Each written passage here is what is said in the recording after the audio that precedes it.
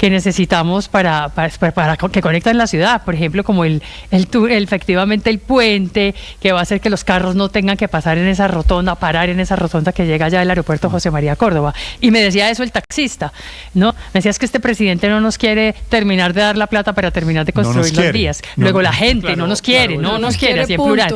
Luego, muy segura, no nos quiere, punto, de acuerdo. Luego la gente yo creo que sí se va a bajar de ese millón de pesos, seguro. Solidaridad va a estar. Al taxista falta decirle, que al taxista falta decirle un pedazo, que es para liberar recursos para hacer inversiones en las regiones de Colombia en las que nunca se han hecho. Pero, por ejemplo, podría beneficiarse también Medellín. Si algún día terminan la carretera Medellín-Quibdó, por ejemplo, entonces en vez de financiar estas otras obras que están financiando, que se podrían financiar, como lo dice el presidente Uribe, con un esfuerzo tributario adicional de los propietarios de la tierra que se benefician, en cambio podrían asignar esos recursos a ver si algún día terminan de construir la carretera Medellín-Quibdó y deja de morirse gente en esa vía. Claro que se mueren pues negros y gente pobre quizá, pero pues también vale la pena de pronto hacer esa inversión, ¿no? Hay que ver si sí se construye esa, ¿no? Con la plata que le van a quitar a Antioquia. Pero para precisar, Néstor. Perdón, Luis Ernesto, le iba a decir a Héctor, la teoría es esa, la del presidente Petro. Las vías en Antioquia son para los ricos, son para el poblado, son para unas personas privilegiadas. Arribistas de clase media. Pero mire, para precisar, Néstor, señor, Uribe no está proponiendo un impuesto de valorización, como dice Héctor. Uribe lo que dice es, recojamos de a $1 millón de pesos, 1 millón de antioqueños, somos muy berracos. Eso es populismo del más barato. ¿Cómo es posible que el Centro Democrático en el Congreso de la República vota negativo el presupuesto de la Nación? Vota de manera negativa el proyecto de presupuesto. Si eso es populismo, ¿a usted le parece que Antanas Mocus, cuando lo hizo en Bogotá, ¿y por qué votan? ¿Y por qué en vez de por qué no utilizan los mecanismos que existen hoy en la ley, que es, por ejemplo, el presupuesto general de la Nación? En el presupuesto general de la Nación le voy a decir que hizo la bancada del Centro Democrático, saboteó el debate y votó negativo todo, en vez de asegurar las partidas para su departamento y para Antioquia. Le intento una respuesta. Que para eso es que es la ley. Porque si meten eso en el presupuesto, aumentan el presupuesto y se lo gasta el presidente Petro como quiera. Y el presidente Petro no va a privilegiarse, lo aseguro, al departamento de Antioquia. Es decir, eso es antioqueñismo. Aquí hay un tema regional, desafortunadamente. Sí, antioqueñismo. Diferente a uribismo. Yo no estoy de acuerdo con ese tipo de cosas, de verdad. ¿Con qué tipo de cosas, Aurelio? Uribe, con eso de tener que poner plata adicional, es que para eso pagamos los impuestos y para eso hay un presupuesto que tiene ya preindicado en dónde se debe invertir esa plata. Se aprobó un presupuesto, un plan de desarrollo. Pero es que la queja de los antioqueños es que no les está tocando un pedazo. Hagan un paro, hagan una movilización, levántense contra Petro, movilícense, pero usted ¿por qué tiene que ir a sacar por su bolsillo a reemplazar el Estado cuando porque paga ellos no los piensan impuestos? Como usted, Aurelio, que todo se arregla con paros y con movilizaciones. Bueno, entonces, permítame darle en la lluvia y me parece que está bien. Permítame. Si ellos quieren poner 1 millón de paisas, ponen cada uno $1 millón de pesos, recogen el millón de pesos y no le hacen daño a nadie, absolutamente a nadie. Permítame, Néstor, en la lluvia de ideas, darles esa, que puede ser más barata y realmente más acorde con el curso normal. Ahora que hablan tanto de la institucionalidad, esa es una desinstitucionalización. Entonces, no, que es que no me dieron plata. ¿A usted le parece más institucionalidad hacer paro y bloquear vías? Claro, está en el artículo 37 de la Constitución. O sea, protesta pública y pacífica. Bueno, yo le voy a mandar a usted la Aurelio Suárez manda decir desde Blue Radio que no recojan la plata que pide Uribe y que más bien hagan un paro y bloquean vías que seguramente el gobierno los atiende. Como les parece porque tan para eso pagan impuestos, no le preguntan, hay plan de desarrollo. Lluvia de ideas, entonces. Yo en cambio Néstor, creo como que les parece tan maravilloso la idea populista de Uribe, ¿por qué no le preguntan que dónde hacen la donación? ¿Que dónde hacen el aporte? Es que pues el señor está echando un globo, ni siquiera se sabe cuál es el mecanismo, ni dónde se deposita. Es un simple globo. En vez de votar con su bancada en el Congreso presupuestos y asegurarse que llegue la plata para los departamentos que a él le interesan. Es que para eso está la institucionalidad. No. Yo creo ¿Saben que qué va a quedar este globo, Néstor? En un año lo veo a ver cuánta platica recogieron y qué lograron con eso. Yo en cambio creo que electoral. Sí van a llegar a Feliz Puerto, yo creo que y ya hicieron la cuenta, que es más barato aportar de a $1 millón de pesos y tener las vías, porque eso tiene un efecto multiplicador superior para la gente, y para el empleo y para la infraestructura. Si quieren, pues seguramente el gobernador de Antioquia, sospecho, pues abrió una cuenta hoy, dicen la cuenta a la que pueden consignar a modo de donación es la siguiente. No tiene ningún misterio. Pero Luis Ernesto, creo recordar que en Bogotá se hizo algo parecido en la administración de Claudia López a través de los recibos para ayudar con el COVID, y la gente colaboró a través de ese mecanismo. La gente dona, claro que dona, y la gente dona cuando hay una situación extraordinaria. Pero si es Claudia López, ¿qué es lo que no pasa? es populista, Aquí no hay una Víctor. situación extraordinaria. Aquí lo que pasa es que las vías de la Luis nación Ernesto, las financia la nación. Se lo pregunto entonces, Y las ¿por qué le vías de parece Antioquia populista? también son de la Luis nación, Ernesto, y ¿por qué le Antioquia sigue parece- siendo parte de Colombia, ¿o no? Bogotá también Hasta era donde yo parte, sabía. Bogotá también era parte de Colombia. ¿Por qué le parece Claro, populista porque es que- Uribe y no le porque es parecía porque es populista No, Claudia Uribe. López? son totalmente distintas las cosas. Y le voy a decir por qué, Néstor. ¿Por qué? Porque es que ahí no se le pidió a los bogotanos en ningún momento para financiar la construcción de vías. No se le pidió a los bogotanos para financiar la construcción de hospitales. Para eso ya pagan ¿para qué impuestos, era, como lo dice para qué Aurelio. era la plata que quisieron Para eso ya a modo pagan donación? impuestos, ¿sabe? Eso se hizo para articular todas las donaciones de las personas que querían aportar, así como ahorita con el incendio, pero que querían aportar a las personas que estaban sufriendo por el COVID. Entonces, aquí lo que está haciendo el expresidente Álvaro Uribe es, por un lado, convocar a que todo el mundo done, y le voy a decir de una vez a María Consuelo, para que nos lleve ese monitoreo en tiempo real, cuánta platica recogen. Con Muy eso no va a segura pasar que lo mayor logren. cosa. ¿Y sabe qué es lo que hacen al tiempo? En el Congreso de la República sabotean la discusión del plan del plan de desarrollo, Ya se sabotean aprobó. la El discusión plan de del desarrollo presupuesto se de la aprobó hace nación, rato. en vez de lograr lo que le corresponde a un congresista, que es hacer leyes que favorezcan a los departamentos Es que de los esto no cuales tiene ellos que ver son con los delegados. congresistas, esto tiene que ver con la plata de la gente. Cada cual hace con su plata lo que quiere. Y si quiere, los antioqueños quieren donar para sus vías, estoy segura que están en su derecho y lo pueden hacer. ¿Y cuál es el problema de esa propuesta? ¿A quién le hacen daño? Como todas las propuestas del expresidente Uribe, es una estrategia política inteligente y ultraconservadora. Obviamente, para responder la propuesta de Petro de que quienes se benefician con las vías deben pagar por ellas, con valorización, plusvalía o impuestos, que eso les parece socialista, entonces con esta forma Y esta ultraconservadora que es de donación. ¿Esta por qué le parece ultraconservadora, Álvaro? Porque debilita las instituciones. Lo que dice es que sí, nosotros ponemos la plata, pero no por valorización y plusvalía en impuestos, porque eso se lo queda al Estado malo, el monstruo estatal, sino directamente. Y eso le gusta a mucha gente. Y sigue la línea de la campaña local, que era tanto la alcaldía de Medellín y de Antioquia, el lema era frenar a Petro. Decían irresponsablemente la campaña porque para sacar votos. Pero esto es no les consecuencia de que les quitaron la plata, no causa. No les importó sacrificar a su región, que necesita relaciones mínimamente buenas para trabajar con otros. Pero Álvaro, trabajar con el gobierno. Las relaciones entre Antioquia y el presidente Petro están deteriorados, no creo que por cuenta de los antioqueños. Es que el que pegó primero mire, fue el presidente. Ya termino. No, y la discusión... Antioquia, hay que decir, ha sido la más beneficiada en inversiones en vías de los últimos años largos. Aún en el gobierno Santos, que esa es la paradoja, Antioquia era profundamente antisantista, no lo bajaban de guerrillero chavista, y sin embargo recibieron muchos recursos durante ese gobierno. Entonces esta es una respuesta políticamente hábil para enemistar más con Petro, para retar a Petro y decirle: si usted no pone la plata, la ponemos nosotros, no para aceptar que han recibido mucho y que la manera de pagar por esas vías es con impuestos. Que no le guste la jugada, pero pregunto, Felipe, ¿esto no es un derecho? Si queremos recoger una plata para terminar las vías, ¿ese no es derecho de los paisas? Sí. Si sienten que el gobierno nacional no les está ayudando, pues se van a ayudar entre ellos. ¿O no? Pero es una manera bien curiosa de gobernar de Petro, ¿no? Con retaliación, con venganza. Y el siguiente paso, oiga, como el informe de la Sociedad de Ingenieros lo desmiente, es bloquear el metro de Bogotá. Póngale la firma. Será, no sé, Felipe, no sé. 9 de la mañana, 10 minutos. Generar incertidumbre es la consigna, siempre tratemos de generar miedo. Pero no, yo creo que en este caso a mí me parece que, insisto, me parece que el presidente Uribe le está dando la razón al presidente Petro. El presidente Petro ha planteado una discusión que ha sido tergiversada, ha planteado una discusión en el sentido de: hagamos el mapa de Colombia y veamos dónde se ha hecho la inversión pública y cuánta plata se invierte en cada lugar, y tratemos de invertir en aquellos lugares a los que nunca le resolvemos los problemas, como a la costa pacífica.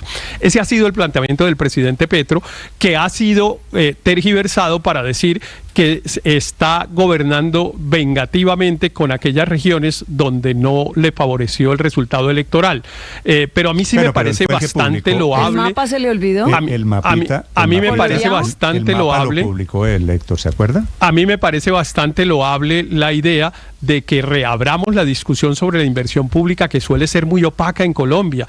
No nos preguntan si hay que hacer la carretera Medellín-Quibdó o hay que hacer los túneles que van a Río Negro o a no sé dónde. Eso no lo preguntan nunca. En 2 años entonces usted, Héctor, cobra. Si el presidente Petro va a hacer la vía que usted tanto está reclamando con razón, Medellín-Quibdó, pues felicitaciones. El presidente Petro me parece sí, claro, pero necesita dedicarle 1 o 2 billones de pesos o que se necesita, y no 150.000 o 200.000 millones de pesos, Héctor, que es lo que le han puesto. Ya va a completar 2 años de gobierno. ¿Usted conoce el cronograma para la vía Bogotá-Medellín-Quibdó? Es que han avanzado, pero es que ese era han construido una piedra, han hecho medio kilómetro, medio centímetro. Pero es que ese era el reclamo del presidente Petro cuando veía el presupuesto y decía, pero ¿dónde están las obras en las regiones donde nunca ha habido obras? ¿Por qué las seguimos haciendo donde siempre? Y claro, pues porque esas están avanzando y las tenemos que terminar. Yo no estoy diciendo que las dejen sin terminar. Y por eso me encanta la propuesta del presidente Uribe, que es que acepta que evidentemente lo justo, lo equitativo es liberar unos recursos, que Antioquia tiene capacidad de generar recursos adicionales y por lo tanto terminar esas obras. Pero además, déjeme decir esto Néstor, señor, yo sí creo que el camino de la valorización, aquí todos han dicho que no es valorización, pero es que hay un camino legal para eso que el presidente Uribe dice que se llama valorización. Y a mí me parece que eso es lo que debería generalizarse. Usted coge una vía veredal en departamento de Cundinamarca, por ejemplo, 15 kilómetros, ¿usted sabe cuánto vale, Néstor, pavimentar una vía?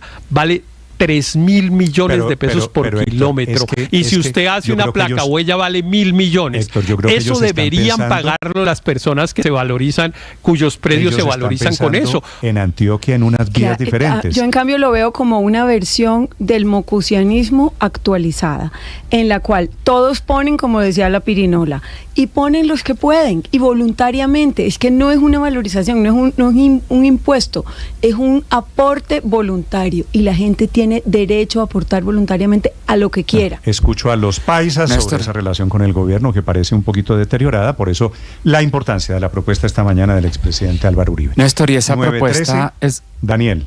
Esa propuesta, Néstor, es la consecuencia o la previsión de que a futuro el gobierno de Gustavo Petro no va a respetar las vigencias futuras que había previstas para terminar las obras. Entonces, es una salida desesperada, soluciona el problema de corto plazo para terminar esas vías, pero me parece que en el mediano y largo plazo puede ser un tiro en el pie. Porque de alguna manera, no solo para Antioquia, sino para otras regiones del país con los recursos, porque de alguna manera este y otros gobiernos luego le pueden responder a las regiones, pues cóbrelo con donaciones que le pide a sus ciudadanos para financiar esas vías, porque nosotros tenemos la plata dispuesta para otras cosas. En el corto plazo soluciona el problema de terminar las vías y prevén que no les van a respetar las vigencias futuras, y esa fue la razón de la salida de Jorge Iván González de Planeación.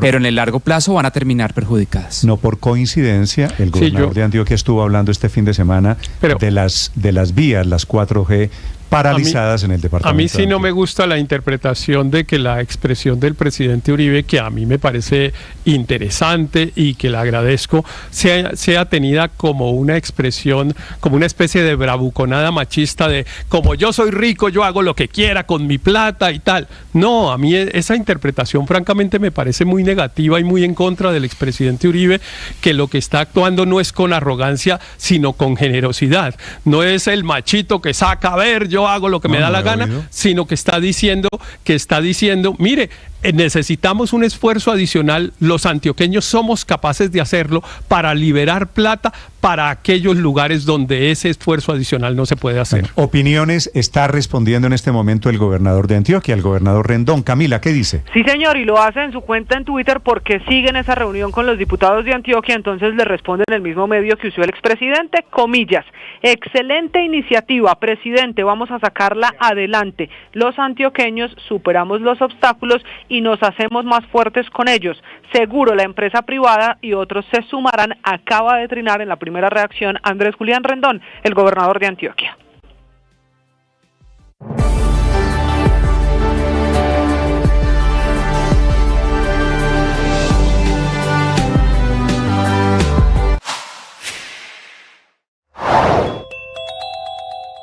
Aunque el gobierno colombiano ha tenido recientemente reuniones con las autoridades estadounidenses para explicar los alcances de la nueva política antidrogas, en círculos diplomáticos de Washington hay inquietud por la decisión de reducir drásticamente la erradicación forzosa de los cultivos de hoja de coca, que es considerada por expertos como una de las prácticas necesarias para frenar la producción de cocaína.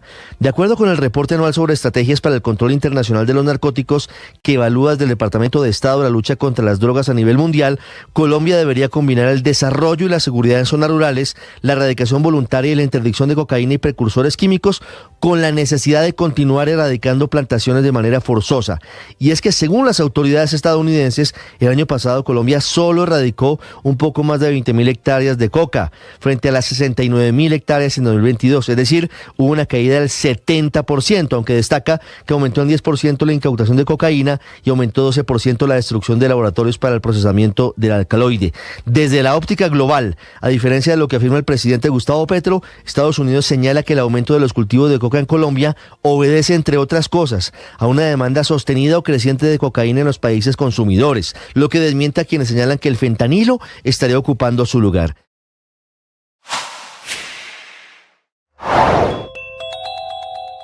Está comenzando esta mañana la investigación de la policía por los desórdenes y la intervención del ESMAD, que ahora se llama la Unidad de Mantenimiento del Orden en la Policía, por lo que pasó en las marchas del Día de la Mujer en la Plaza de Bolívar. Marchas que terminaron mal, desafortunadamente. Por un lado, unas feministas o activistas o infiltradas o delincuentes atacando estaciones de Transmilenio, inclusive intentando quemar a funcionarios que actuaban como gestores de convivencia, a quienes lanzaron aerosoles con trapos prendidos. Pero por el otro lado, y es el motivo de la investigación que ordena el propio presidente Petro, la policía lanzó gases lacrimógenos y lo que llaman ellos bombas aturdidoras, porque se estaba saliendo la situación de control, una reacción que no le gustó al presidente Petro, que califica como exceso y que dice que hay un tratamiento desigual en la marcha de la derecha extrema, que es lo que él califica las manifestaciones de la oposición contra su gobierno del miércoles de la semana pasada, y otro tratamiento para el movimiento social de las mujeres. Lo grave es que todo ocurrió en su gobierno y muy cerquita de la Casa de Nariño.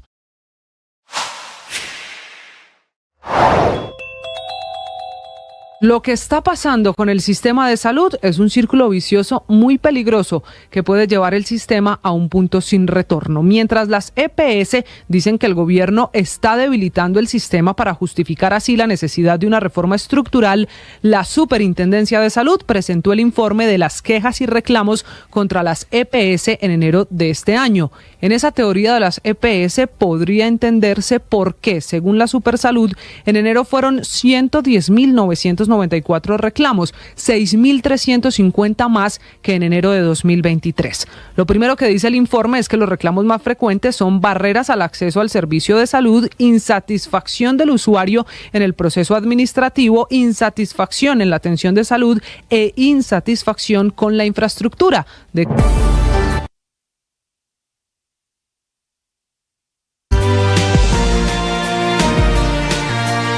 La declaración oficial sobre el cuarto ciclo de conversaciones entre el gobierno y las FARC dice que han acordado propuestas transformadoras e incluyentes, demandas de participación activa, efectiva y pluralista.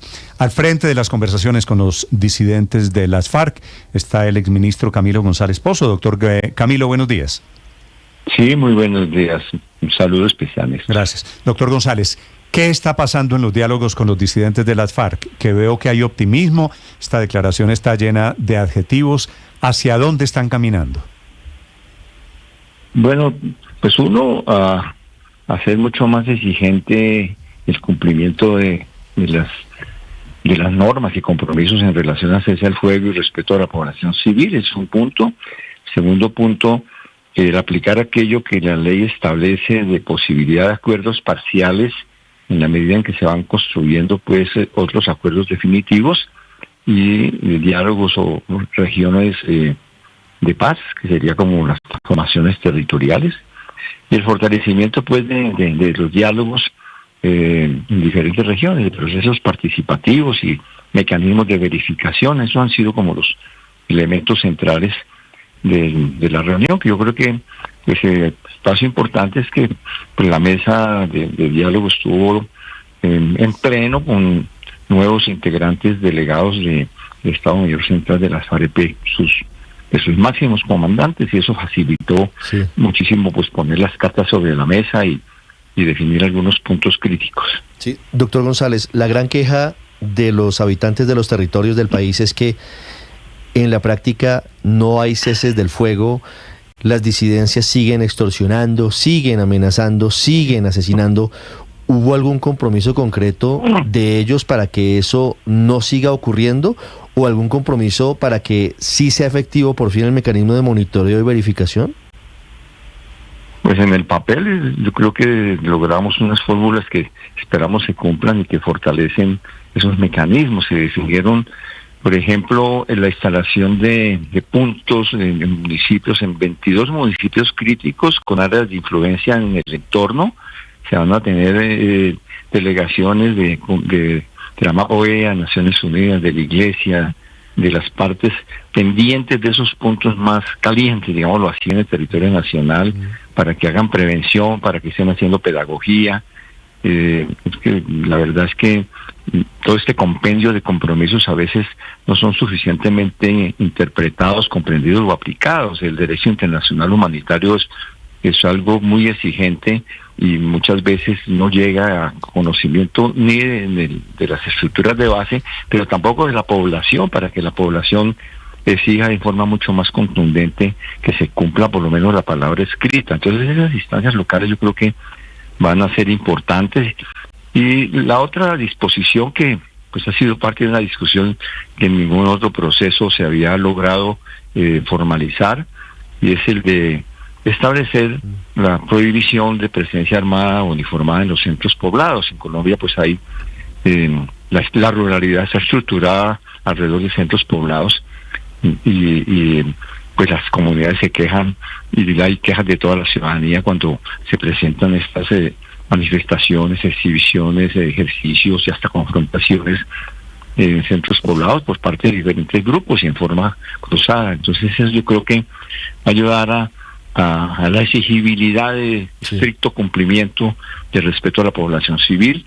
Pues son disposiciones nuevas que no se habían experimentado en el país, pero que me parece que pues hay que pasar de la letra a los hechos. Claro. Pero hay manifestaciones de voluntad en ese sentido, lo que me parece que es un paso adelante. Pero doctor Camilo, usted nos dice, habrá puntos en 22 municipios donde estarán la OEA, la ONU y otros organismos para facilitar el mecanismo de monitoreo. Y por otro lado, le entiendo que las disidencias se comprometen a no ir a los cascos urbanos, a los centros poblados. Sí, pues centros poblados, como sabe, pues es la forma de vivienda de la gente. Sí. Pero el asunto es que la presencia armada y uniformada que se presenta en algunas ocasiones genera demasiadas alteraciones, temores y riesgos de fricción. Entonces, para poder que se implementen esos acuerdos de cese de confrontaciones y de respeto a la población civil, es un paso importante el que se establezca esta regulación. Ahora, por supuesto que sabemos que pues en Colombia pues, no tenemos ahora una insurgencia o un movimiento armado como el que se presentó con las FARC, que era de grandes unidades armadas que tenían campamentos y en los centros poblados tenían los milicianos. Ahora esto es una estructura que pues podríamos decir más miliciana. Entonces quiere decir que pues no podemos prohibir que simpatizantes o integrantes de estas organizaciones vivan en donde han vivido siempre, pero lo que sí está, yo creo que es un paso importante, el de la restricción frente a presencia armada. Pero doctor Camilo, esa restricción, discúlpeme, ¿esto significa un despeje? Es decir, ¿incluye fuerza pública o solamente es una restricción para armados ilegales como disidencia de las FARC? Sí, solamente. Oye, incluso hay disposiciones Ahí sí, eso es, hay disposiciones precisas ahí que establecen que de manera categórica, donde está las instalaciones de policía, pues no se pueden presentar situaciones como las que se presentó en Nariño, creo que con Vitara era, donde donde llegaron allá unos elementos armados, se sentaron en el parque a comer helados, llamaron a la policía. Que le dijeron que sí, que ellos se iban, que ellos asumían el control. Sí, la policía les dijo, usted no puede estar aquí, aunque estemos en cese al fuego, yo tengo la obligación de detenerlos, de modo que por favor retírense. Y bueno, estas situaciones son situaciones anómalas porque la policía primero no puede ser interferida de esa manera y segundo tiene una obligación cuando hay flagrancia, es decir, ve a una persona armada y uniformada, la ley le obliga a capturarlo en flagrancia. Entonces no se puede equiparar lo que son las responsabilidades del Estado con lo que son las disposiciones que obligan de manera unilateral a una fuerza irregular. Doctor Camilo, entonces, para hacer claridad, lo que hay es el compromiso de estos disidentes de las FARC de no volver a cascos urbanos, una especie de despeje de las FARC. No volver armados y uniformados. Si viven ahí sus familiares o algunos de ellos, pues no se está diciendo que no pueden ir a dormir o hacer alguna vida social o comprar víveres, pero nada de actividades armadas y uniformadas, y mucho menos enfrentamientos, porque pues eso es a partir de cuándo y hasta cuándo. Desde la firma ayer hasta lo que dure el cese al fuego. Sí, es decir, el cese al fuego creo que va hasta julio de este año, estamos hablando hasta julio, sí. Hasta el 16 de julio estaba proyectado. Sí. Y ahora, a modo de interpretación, este es un gesto que ojalá cumplan. ¿Usted cómo ve lo que está pasando con esos disidentes de la FARC que dan este paso? ¿Van en serio? Pues la verdad que, para ser transparente y sincero, lo que vi con la presencia de estos comandantes que estuvieron en la mesa es que quieren trabajar sinceramente y avanzar. Hay puntos en los cuales, por supuesto, habrá más dificultades, pero pues yo salí con una impresión positiva de que ahí hay espacio, hay terreno para trabajar, que ellos quieren hacer el ensayo de conocer la institucionalidad en territorios donde nunca ha entrado el Estado, donde tenemos dificultades, por ejemplo, para los programas frente al tema de deforestación, o bueno, en este país hay un número muy grande de municipios donde el Estado no ha llegado, o ha llegado mal, o ha llegado tarde, o donde dominan mafias y narcotráfico y sembrados de coca, laboratorios y demás. Es muy importante que la institucionalidad entre. Y allí escuchamos expresiones favorables que están consignadas en los textos. Esos documentos sobre transformaciones territoriales son verdaderamente una novedad. Yo creo que no habíamos experimentado que en medio de unas conversaciones se diga vamos a hacer unos acuerdos parciales para llevarle alivio a la gente. Y en ese momento hay una situación de hambre, no es una expresión genérica. Hambre en el Catatumbo. La gente está quebrada. Los que iban a las tiendas con las matas de coca o con los gramos de pasta básica y les daban mercado, ya el tendero les dijo en todas partes no hay crédito ni de recibo en especie nada. Y llevan ya en esto ya un año, están quebrados, la gente está buscando otras actividades y demás, pero la situación es crítica, por eso están hablando de movimientos y cosas y amenazas de paros, pero en el fondo lo que hay es hambre. ¿Qué tiene que hacer el Estado? Pues el Estado tiene que hacer es darle la mano a la gente, y hemos logrado, y está escrito, de que no va a haber interferencia, que al contrario, los que están en la mesa van a ayudar, van a decirle a su gente, oiga, es un lado, colaboren, vaya de civil, o no interfiera con que las juntas comunales y las organizaciones entren en relación con el Estado para que se atiendan estos problemas. Y no solamente este tema, en otros temas críticos en regiones, ¿no?, donde la gente pues está en situaciones muy precarias, ¿no? En la marihuana en el Cauca se quebró el negocio de la marihuana. Eso parece ser que tiene que ver con situaciones de frontera y de tránsito de cargamentos hacia el sur, como el tema de la coca tiene que ver con el bloqueo de rutas que existían por Maracaibo, y lo mismo, hay una crisis de la marihuana. La gente está pidiendo que el Estado intervenga. Entonces, son zonas donde estas organizaciones han tenido una presencia acumulada en estos 7 años en forma terrible. Entonces es muy importante que el Estado llegue. Entonces, estos acuerdos yo creo que nos van a facilitar. Lo del Cauca es una situación más crítica y por eso se va a hacer presente esta semana una delegación de la propia mesa que va a estar durante 15 días allá para hablar en terreno con cada comunidad. Hay muchas demandas de los indígenas, de las comunidades afro, campesinas, pero tomar estas decisiones de que que las juntas comunales pueden establecer relación directa con el ¿Cuántos Estado. hombres tienen hoy estos disidentes de las FARC con quienes usted está hablando, doctor González? Pues según la información es que nos ha suministrado los agencias del Estado, habla de 3.500, y bueno, eso tiene redes de apoyo y cosas por el estilo. Pues lo que llaman el Estado Mayor Central, los compromisos que ojalá se cumplan, avances en esta nueva etapa, 4º ciclo de diálogos con el Gobierno Nacional. Doctor González, gracias por acompañarnos esta mañana, le deseo feliz día. Bueno, muchas gracias, Néstor. Un saludo. Y ojalá logre que todos estos acuerdos se trasladen a los territorios. 9:31 en Mañanas Blue. Estás escuchando Blue Radio.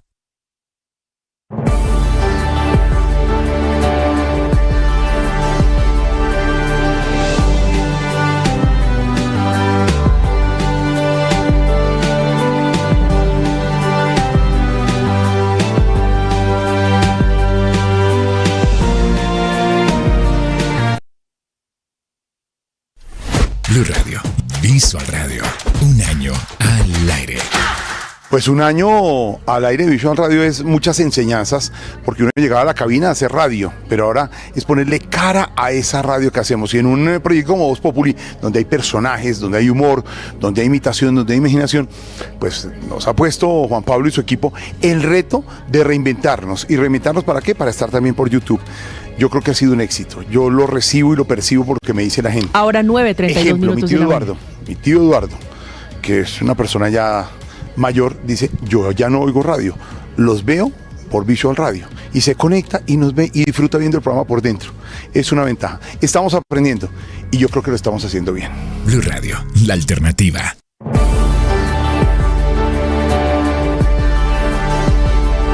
Ahora nuestro contenido no solo se escucha, también se ve. En este país, gobernador, todo es gravísimo y no pasa nada. Algunos en ese límite de la ilegalidad. Bienvenido, gracias por estar conectado. En Blue le ponemos cara a la radio, a la opinión y al debate. El TCC presenta los deportes en Mañanas Blue a las 9:33 de la mañana. Arrancamos los deportes con los ecos y con las cifras de la fecha 11 del campeonato colombiano. A 8 juegos de invicto llegó la racha del Pereira, nuevo líder de la liga tras vencer 2-0 a Patriotas en Tunja, en partido que terminó al minuto 64, esto por falta de garantías tras la invasión de hinchas de Patriotas. Rubén Darío Bedoya, asistente técnico del Pereira. El equipo había respondido y había trabajado el partido para irlo sacando adelante. Ya lo otro, pues lo antideportivo, pues lamentablemente pues vuelve a suceder. Ya hay algunas plazas que han acontecido y esto es lamentable para el fútbol porque el espectáculo se torna ya violento.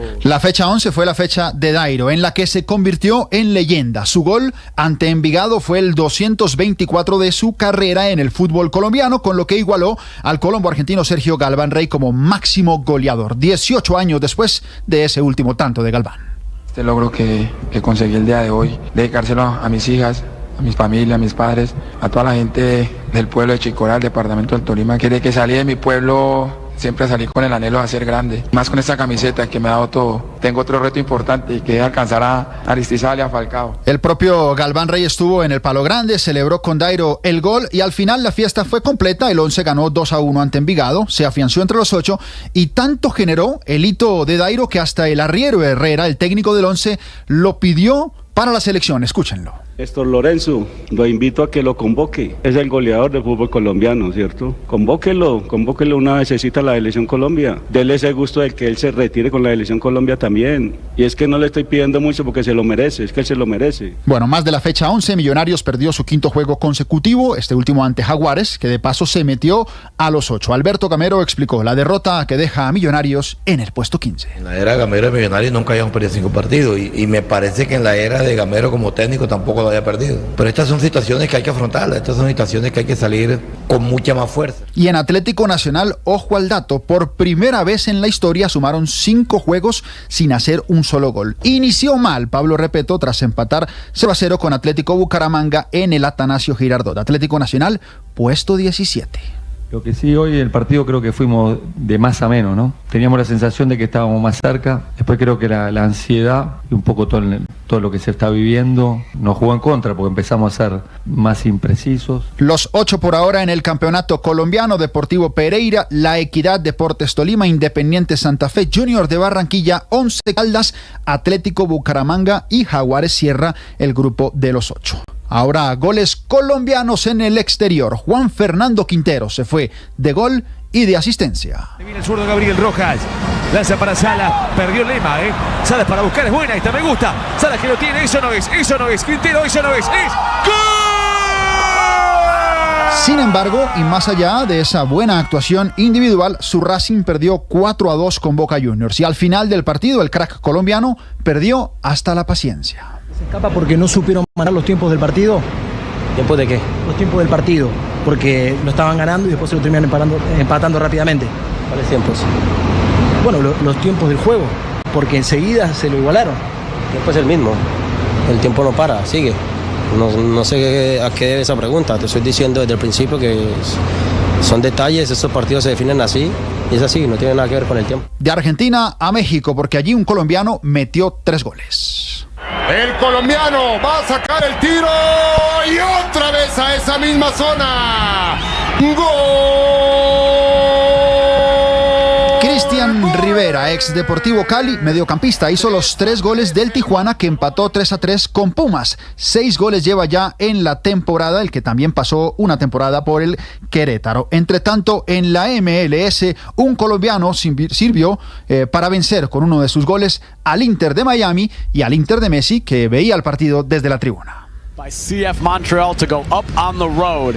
Lassiter, another dangerous one in. They score anyway. Montreal opens the scoring away from home. Fernando Álvarez, de 20 años, hizo el primer gol en la victoria 3-2 del Montreal Impact ante el Inter de Miami. Cabezazo certero en aquella oportunidad para abrir la cuenta. Otros goleadores del fin de semana fueron Mateo Casierra y John Córdoba en Rusia. Casierra es, a propósito, el máximo goleador. Miguel Ángel Borja en Argentina hizo otro con River. También es el máximo anotador del campeonato argentino y lleva 3 partidos consecutivos con gol. Y hasta Sebastián Villa en Bulgaria convirtió. Capítulo aparte para Luis Díaz. 7.1 puntos de calificación en el empate de Liverpool 1-1 con el Manchester City. A Lucho solo le faltó el gol. Le criticaron por eso tanto en el Anfield Watch como en el Liverpool Echo. Creó todas las oportunidades, pero las desperdició todo, decía el Liverpool Echo. Arsenal celebró ese empate porque, pues, a propósito, es nuevo líder en Inglaterra. Acción de la gimnasia también en Mañanas Blue. Here comes Blanco, the All-American.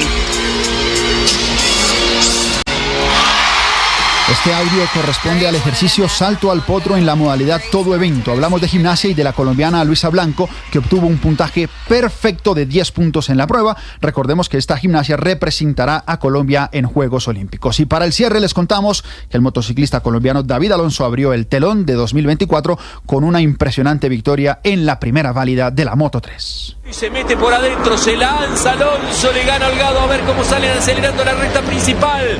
A ver cómo salen acelerando la recta principal. La va a ganar Alonso, puede en la succión Holgado, Alonso.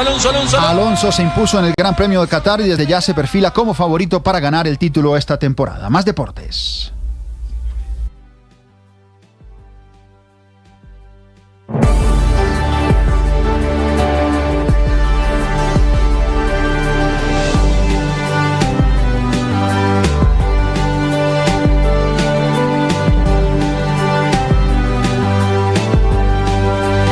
Egan Bernal terminó séptimo en la clasificación general individual que ganó el estadounidense Matteo Jorgensen. Hablamos de la París-Niza, mientras que en la otra carrera que se terminaba el día domingo, Iván Sosa fue el mejor colombiano en la Tirreno Adriático, fue puesto 20. Esa carrera la ganó el favorito al título en esa oportunidad, Jonas Vingegaard. 9 de la mañana, 40 minutos, todo en deportes en Mañanas Blue.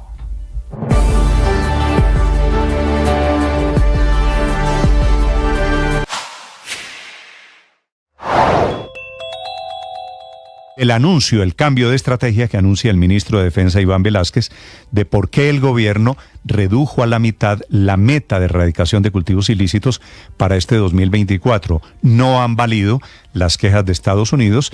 La meta es solamente erradicar 10.000 hectáreas. Habían sido 20.000 el año pasado, la quinta parte de lo que se había propuesto el gobierno Duque hace 2 años con una meta de 50.000 hectáreas. Dice el ministro Velásquez que se van a concentrar en la interdicción y en el combate contra las grandes industrias del narcotráfico y menos contra el campesino cultivador. Lo que pasa es que las grandes industrias, por supuesto, utilizan al pequeño cocalero en Colombia y es una de las encrucijadas, uno de los dilemas del gobierno. Van a erradicar pues 10.000 hectáreas en un país inundado en coca. El informe de la ONU dice que en Colombia hay 230.000 hectáreas sembradas con matas de coca y por eso la meta de 10.000 parece supremamente pobre.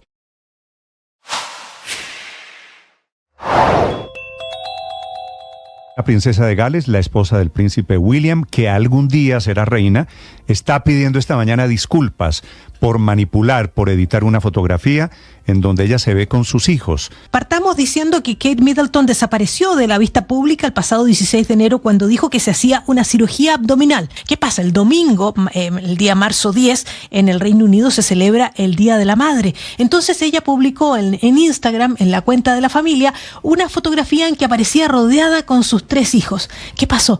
5 mayores agencias de noticias del mundo decidieron retirar la fotografía. Emitieron una extrañísima nota que es Kill Notification, que es una notificación de quitar la foto, porque dijeron que la foto había sido manipulada. El Palacio de Kensington, que es el que maneja su imagen pública, guardaba silencio hasta que esta mañana se publica un mensaje en Twitter, en la cuenta de la princesa y el príncipe de Gales, en que dice simplemente: como cualquier fotógrafo aficionado, yo ocasionalmente experimento con la edición. Lo que se lee de esto es que primero está reconociendo que hubo manipulación de la fotografía.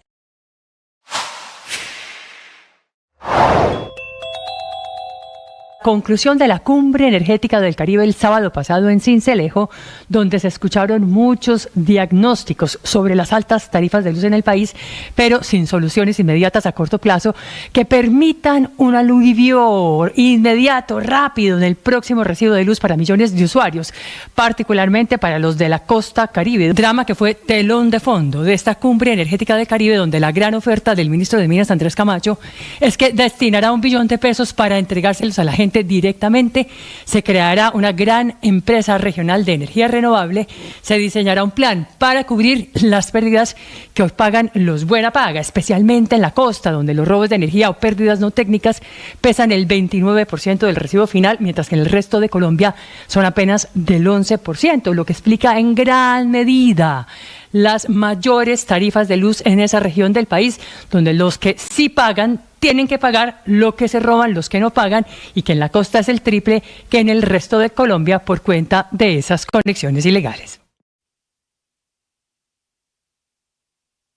Si acaba de llegar a Blue Radio, esto es lo que está pasando y lo que se ha perdido. 9 de la mañana, 44 minutos. Se ha salido de cualquier límite la situación en Haití, en donde hay una guerra de pandillas que está provocando incluso casos de canibalismo. Son virales, las han bajado de redes sociales porque son demasiado fuertes, las imágenes de un cuerpo, como si estuvieran en un asador padre, terrible, asando pollos. Una persona, un haitiano comiéndose un pedazo de una pierna. Tan grave es la situación que no alcanza a entender eso. La Unión Europea está evacuando esta mañana a sus ciudadanos. Tan grave es la situación que el presidente Bukele de El Salvador se está ofreciendo para ir a arreglar el descontrol que hay hoy en Haití. César Moreno.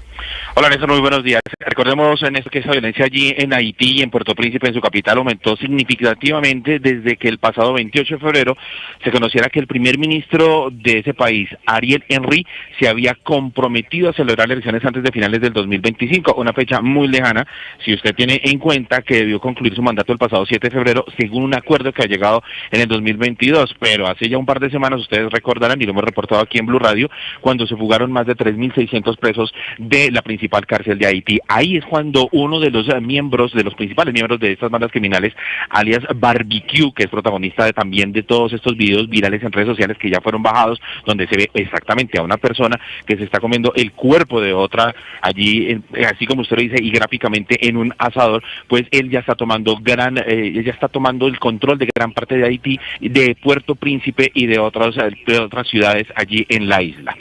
Hoy la Unión Europea decidió evacuar a su personal de la delegación en la isla debido, y dice allí el comunicado, dramático deterioro de la situación de seguridad en la isla. La Unión Europea entonces se suma así a otras decisiones que han tomado también otras delegaciones diplomáticas de abandonar la isla. De hecho, este fin de semana, militares estadounidenses, Néstor, se desplegaron en Puerto Príncipe para reforzar la seguridad de la Embajada de Estados Unidos y evacuar a todo su personal no esencial. Esto es en un momento en que las bandas armadas pues han convertido prácticamente todas las calles en un campo de batalla. Y con respecto al presidente de El Salvador, Nayib Bukele, pues aseguró que él puede arreglar la grave crisis de violencia que sufre Haití.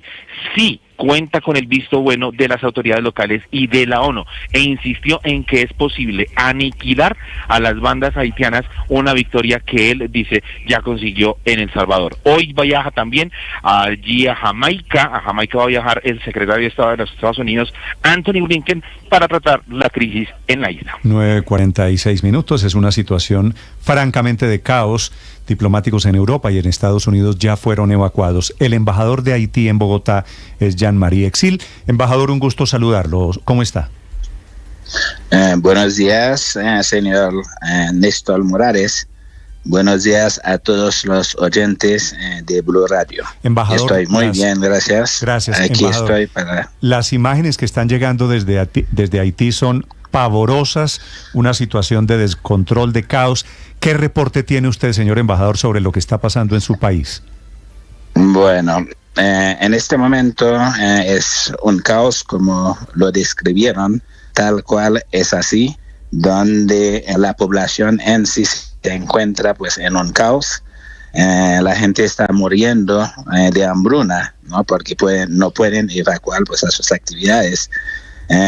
Todas las imágenes que ustedes se están dando cuenta, donde están matando a la gente en presencia, pues digamos, de la comunidad internacional, de los de derechos humanos, y pues nadie dice absolutamente nada. Eso es el caos total, porque hoy en día, pues, en el siglo XXI, uno dice cómo esas cosas pueden estar pasando, y nosotros al lado de todos esos países de primer mundo, y no pasa absolutamente nada, ¿no?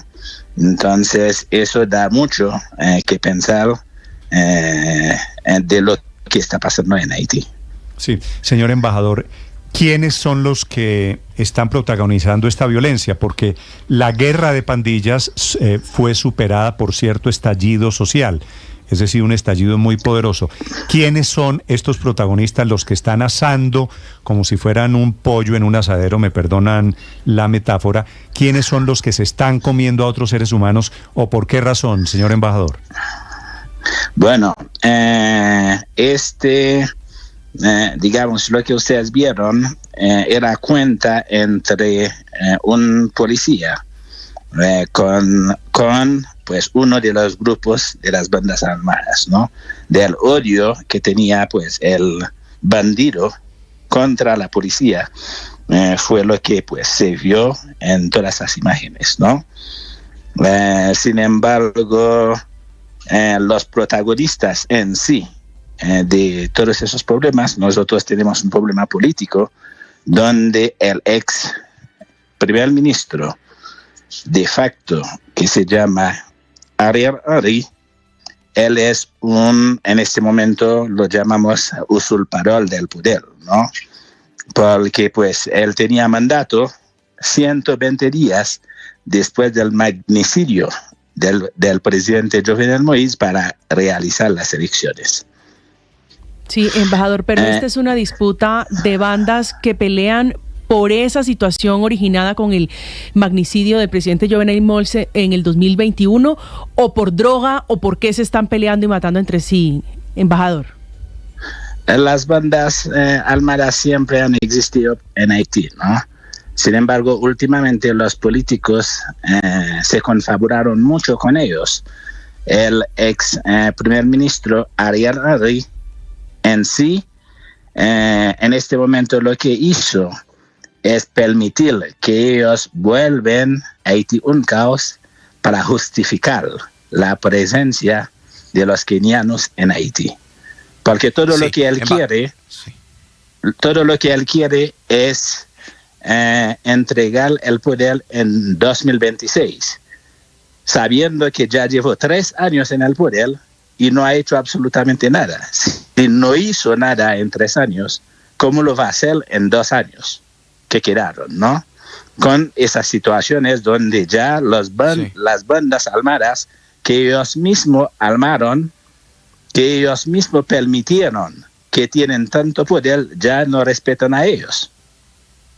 Él en este momento está fuera del país, es la misma banda armada pues que le prohibió entrar en el país, porque por más manifestaciones que el pueblo hizo, los partidos políticos, para que él se fuera del poder, no quiso.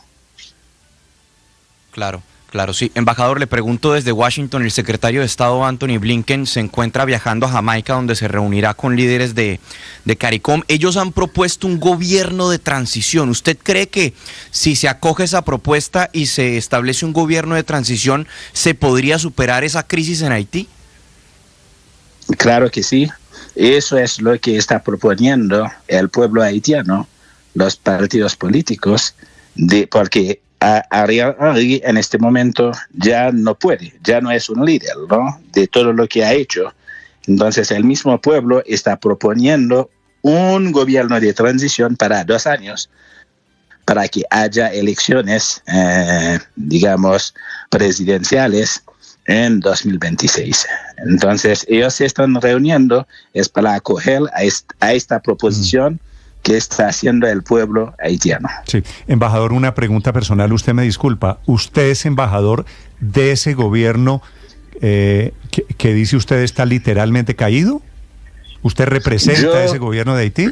No represento, yo fui elegido por el presidente magnicidio Jovenel Moïse.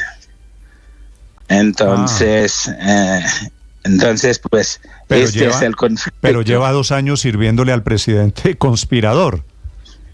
No, ahí estamos en conflicto. Por lo mismo, por mis declaraciones, pues ellos no me quieren, ¿no? Okay. Por lo mismo, porque no estoy de acuerdo con lo que, de la manera que ellos están haciendo. Y además, el ex primer ministro, Ariel Henry, no es una persona legítima para representar al pueblo haitiano. De todo lo que hizo, él mismo ha participado en el magnicidio, confabulando con la oligarquía haitiana, ¿no? Bueno, él se comunicó con el cerebro de los que cometieron el acto antes del magnicidio, durante y después. Y eso es lo que la comunidad internacional no debería aceptar. Una persona con esas características ahí reuniendo, sentado en la mesa con absolutamente todos ellos durante 3 años. Y ellos lo saben. Vale, pues ese no me quieren allá en Haití, en Puerto Príncipe, es un buen resumen de lo que está sucediendo en las calles, en las principales ciudades, una situación totalmente salida de madre, una situación con unas imágenes pavorosas, dantescas, de una guerra civil inminente. Gracias, señor embajador Exil, muy amable por estos minutos. Gracias, señor Néstor Morales. Es el embajador haitiano en Bogotá, Jean-Marie Exil, hablando sobre la situación de crisis esta mañana en Haití. Estás escuchando Blue Radio.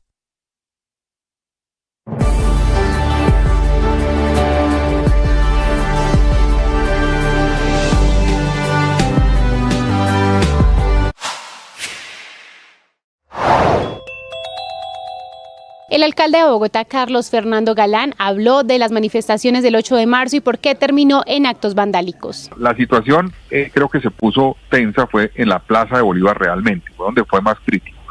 ¿Qué ocurrió allí?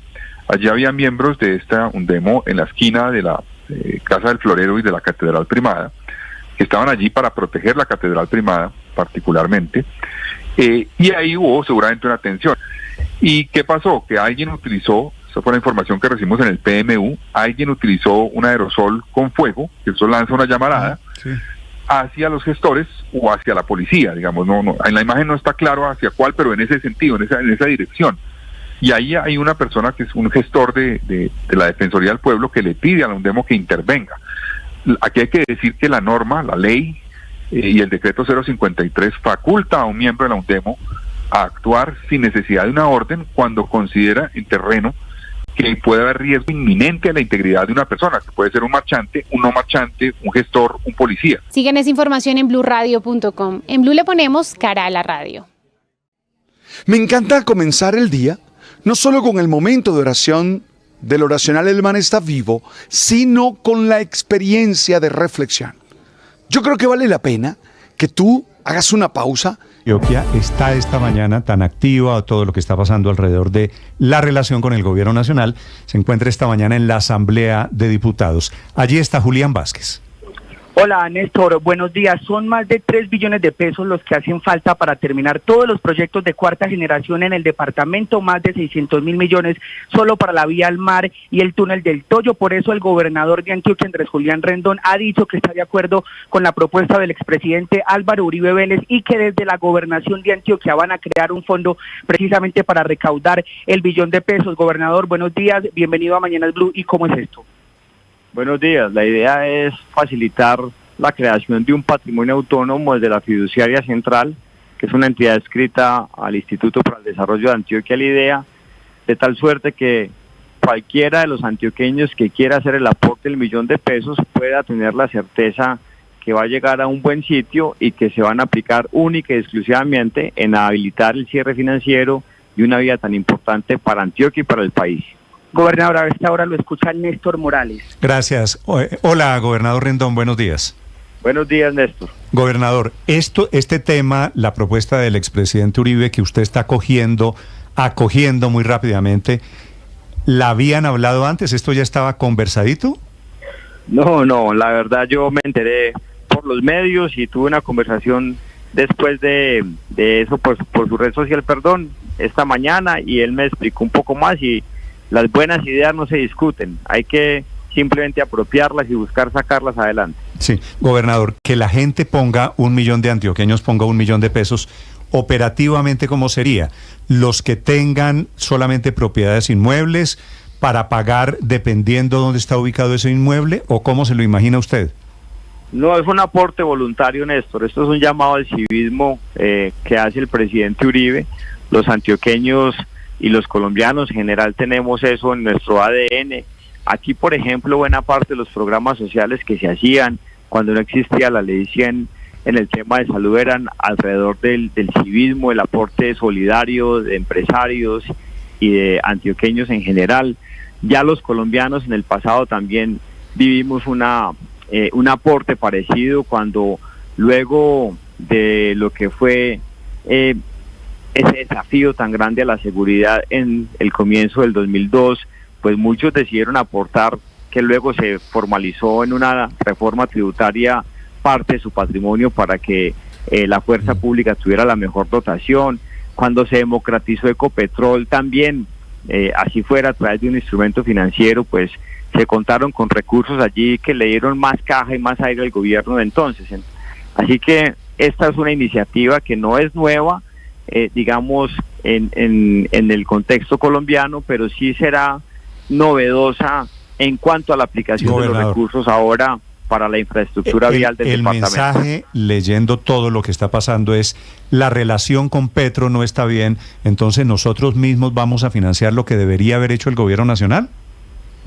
Néstor, es que la vía nuestra que conduce al mar, que es una vía que pasa por Antioquia, pero que le sirve a todo el país, cualquier origen productivo del país, Bogotá, el occidente colombiano, se ahorra en tiempo hasta 1/3 y también en distancia para llegar al puerto más próximo que podrían tener en el Caribe colombiano, que es en el Urabá antioqueño.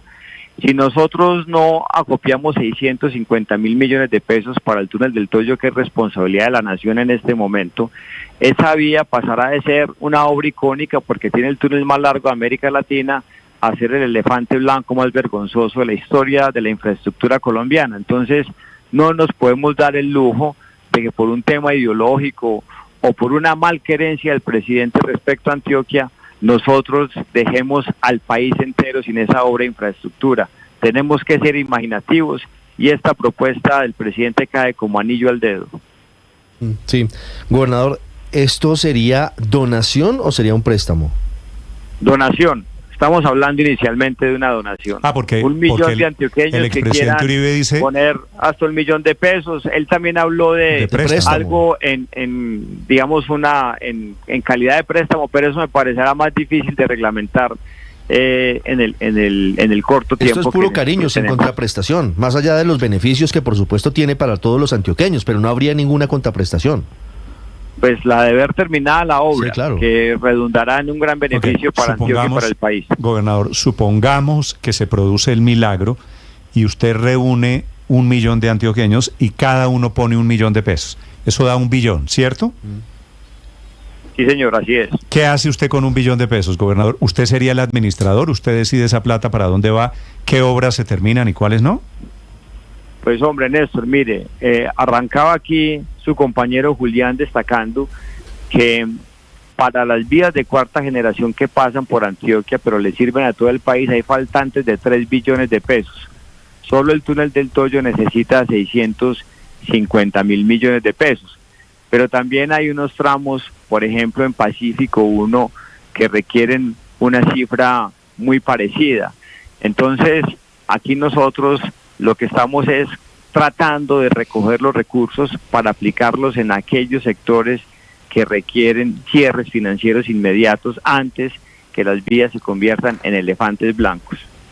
¿Y qué le hace pensar, gobernador, a usted que alguien, no sé, en Caucasia, en Puerto Berrío, esté dispuesto a pagar o a girar 1 millón de pesos para, por ejemplo, terminar el túnel del Toyo?